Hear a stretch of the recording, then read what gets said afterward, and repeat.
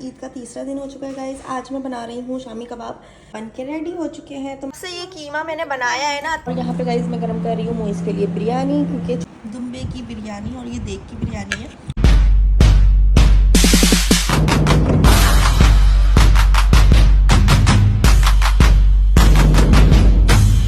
आज है ईद का तीसरा दिन और सुबह ही सुबह राशिद के दोस्त के घर से आई है दुम्बे की बिरयानी और ये देग की बिरयानी है। तो हमने सोचा नाश्ता इसी से कर लेते हैं, क्योंकि फिर मैंने सोचा चाय बाद में पी लेंगे, नाश्ता फ़िलहाल बिरयानी से ही कर लेते हैं। अब हम बनाएंगे, अब मैं बनाऊंगी। आज ईद का तीसरा दिन हो चुका है गाइस। आज मैं बना रही हूँ शामी कबाब, क्योंकि कलेजी और ये बिरयानी खा के थोड़ा सा दिल भर गया, तो मैंने कहा अब कुछ चेंज हो, शामी कबाब बना लेते हैं। 2 घंटे पहले मैंने चने की दाल भिगो दी थी और ये गोश्त भी मैंने वॉश कर लिया है।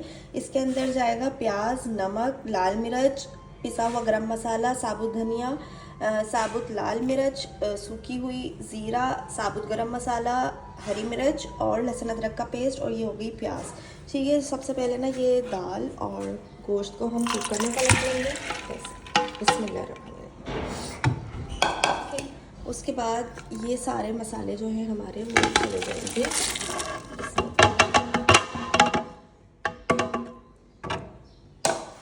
अच्छा, तो यहाँ सारा सामान डालने के बाद इसमें आप पानी डाल दोगे और सबको अच्छे से मिक्स कर दोगे ताकि सारा मसाला मिक्स हो जाए।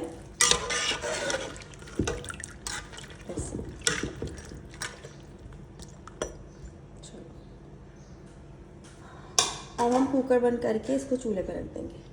राइस कुकर रख दिया है, लेकिन अभी इसमें सीटी नहीं बजी है और यहाँ रिदा की मैगी बन रही है, क्योंकि वो भी सो के उठ चुकी है। देखो हमारा गोश्त जो है वो गल चुका है दाल के साथ। अब इसका जो पानी है ना, इसको हमने खुशक करना है फुल आंच पे। कर दी है फुल आंच, और अब इसका जैसे जैसे पानी खुशक होता रहेगा ना, तो ये आपस में मिलता रहेगा।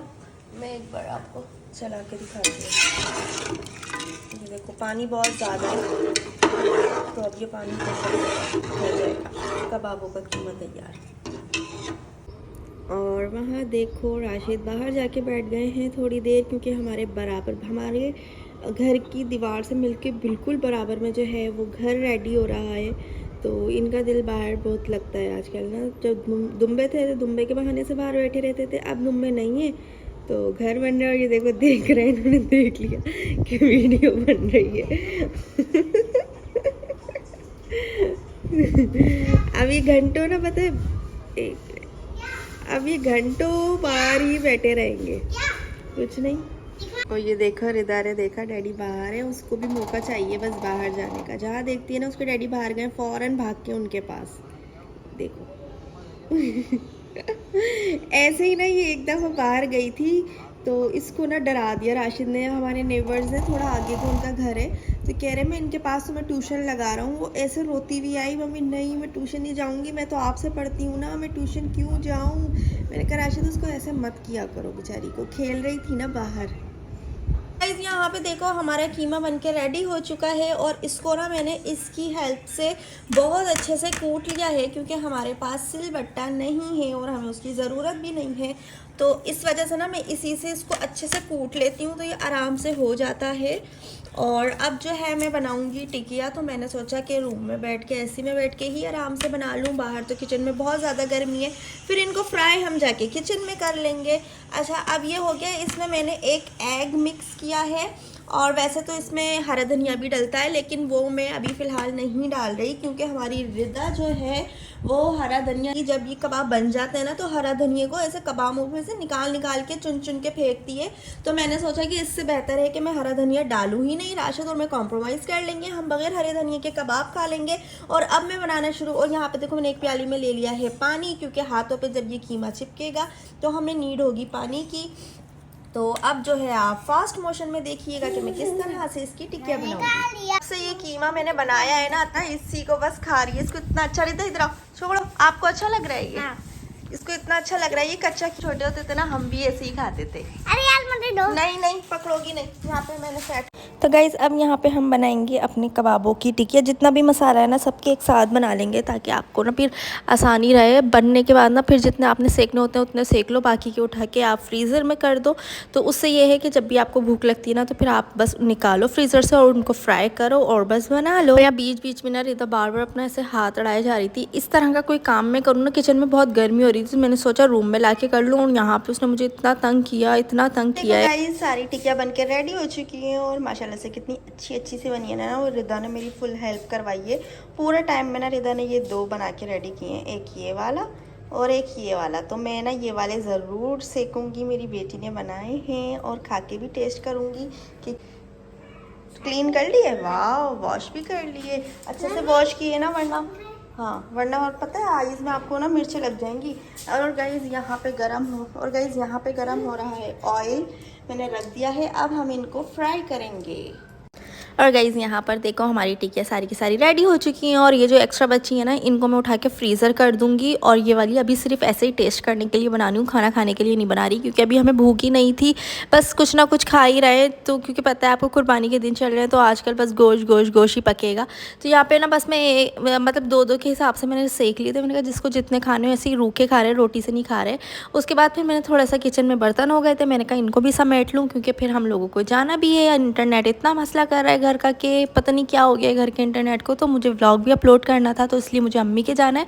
अरे जब मैं छोटी हुआ करती थी ना, तब मैं सोचती थी कि यार मतलब 3 काम ऐसे थे कि जिन्हें मैं अम्मी को करते देखती थी ना, तो मैं सोचती थी बचपन में कि बड़े होके मैं ये कैसे करूँगी। मुझे वो 3 काम इतने मुश्किल लगते थे ना। पहला तो कबाबों की टिक्कियाँ बनाना गोल गोल फिनिशिंग के साथ, मुझे मैं अम्मी बनाती थी ना, मैं सोचती थी ये कितना मुश्किल है, मैं कैसे करूँगी, मैं बड़ी हो जाऊँगी तो। दूसरा अंडा तोड़ना, जब तोड़ना होता है ना, मतलब तवे पे जो तोड़ के डालते हैं ना, मुझे अंडा तोड़ना भी बड़ा मुश्किल लगता था। और तीसरा गोल रोटी बनाना। बट अल्हम्दुलिल्लाह अब तीनों काम मैं परफेक्टली कर लेती हूँ। तो गाइज़ अभी मैं आई थी अम्मी के, क्योंकि मैंने आप लोगों को बताया था मैं बाहर निकल रही हूँ। तो सबसे पहले यहाँ आई हूँ, क्योंकि मेरे घर पे इंटरनेट इतना स्लो है। मैंने दोपहर 3 बजे से ईद 1 का व्लॉग लगाया हुआ है, और वो अभी तक अपलोड होके नहीं चुका।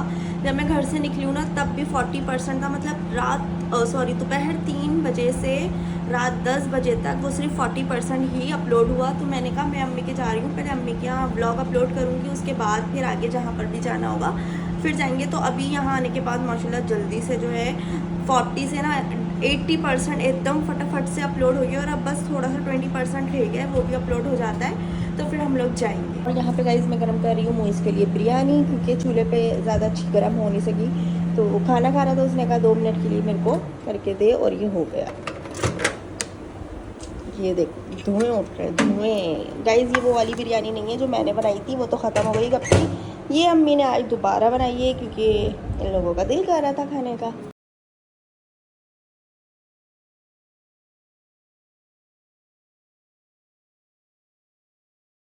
तो गाइस आप पढ़ लेते हैं हम कल के व्लॉग के कमेंट्स, जो के हैं and blogger nice vlog very nice video, thank you so much. अब तो माशाल्लाह ठीक हो गया है राहीम। यस ऑफ कोर्स वो ठीक हो गया है। मैंने आप लोगों को व्लॉग में भी दिखाया था कि वो अब माशाल्लाह से ठीक है। तो उसके पापा को घबराने की ज़रूरत नहीं है, क्योंकि वो परदेश में बैठे हैं, काफ़ी दूर बैठे हैं, तो हम उन्हें परेशान नहीं करना चाहते थे। अभी वो माशाल्लाह ठीक हो गया है, तो इसलिए व्लॉग में बता दिया है। अच्छा नेक्स्ट है हसन समरीना, आप ही बाहर के व्लॉग भी बनाया करो, आपके व्लॉग्स अच्छे लगते हैं। ओके जी समरीना, इंशाल्लाह। वैसे तो मैं बनाती हूँ बाहर के व्लॉग्स भी, अब आप कहेंगे तो मैं और ज़्यादातर बाहर के ही बना लिया करूँगी इंशाल्लाह। और आज तो वैसे ही हम लोग जाएंगे बाहर ग्रॉसरी के लिए, तो इंशाल्लाह फिर मैं वहाँ का व्लॉग भी ज़रूर बनाऊँगी। और कल मैंने व्लॉग इसलिए अपलोड नहीं किया था गाइस, घर का इंटरनेट बहुत ज़्यादा स्लो था, तो कल मेरा अम्मी के घर भी नहीं जाना हुआ, तो इसलिए मैंने फिर कल व्लॉग अपलोड ही नहीं किया। नेक्स्ट पढ़ लेते हैं अजब खान, अल्लाह कुर्बानी कबूल करे और अल्लाह हमारे अम्मी अब्बू को लंबी ज़िंदगी दे, आमीन सुमामीन। ओके जी नेक्स्ट है महाम अबिहा। ओके ये वही महाम अबिहा हैं जिनका मैंने व्लॉग में ज़िक्र किया था। आमीन, अल्लाह पाक सभी पेरेंट्स को सेहत वाली लंबी उम्र दे, उनका साया सबके उनका साया सब पर सलामत रखे, आमीन सुमा आमीन। अस्मा जुनेजो, मैं डेली आपके व्लॉग्स का वेट करती हूँ, बहुत अच्छे व्लॉग्स हैं। Oh thank you so much Asma. पता है, मुझे पता है बहुत से लोग हैं जो मेरे व्लॉग्स का वेट करते हैं, बट बीच बीच में ना मैं डंडी मार जाती हूँ, नहीं डाल पाती व्लॉग। बट इंशाल्लाह कोशिश यही करती हूँ कि रोज़ अपलोड करूँ, बट कोई ना कोई प्रॉब्लम हो जाती है। कभी इंटरनेट का इशू हो जाता है, कभी बहुत ज़्यादा थक जाती हूँ, कभी एडिटिंग नहीं कर पाती, बट अपने आप को पंक्चुअल करने की कोशिश करूँगी। अच्छा नेक्स्ट, माशाल्लाह आपकी अम्मी ने बहुत हेल्प की आज आपकी। नाइस टू सी योर मोमानी आफ्टर सो लॉन्ग। यस मोमानी जो है, जाहिर है सबकी अपनी अपनी फैमिली होती है, और फिर उनके तो हस्बैंड भी उनसे दूर है ना, तो इस वजह से ना अब वो मतलब कम आती जाती हैं, क्योंकि प्रॉब्लम हो जाती है ना, क्योंकि मामू ही जो है वो बाइक पे लाना ले जाना करते थे। अब वो बच्चे के साथ थोड़ा सा है ना, मतलब आलकस कर जाती हैं निकलने में, तो हम गए थे तो हमने उनको आप सबसे अपने ब्लॉग के थ्रू मिलवा दिया। अच्छा जी, एंड ब्लॉगर अल्लाह कबूल करे कुर्बानी, आमीन सुमा आमीन आमीन।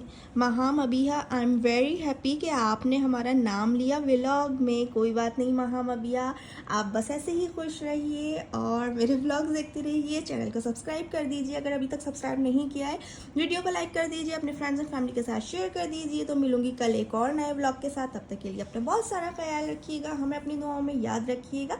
अल्लाह हाफिज़।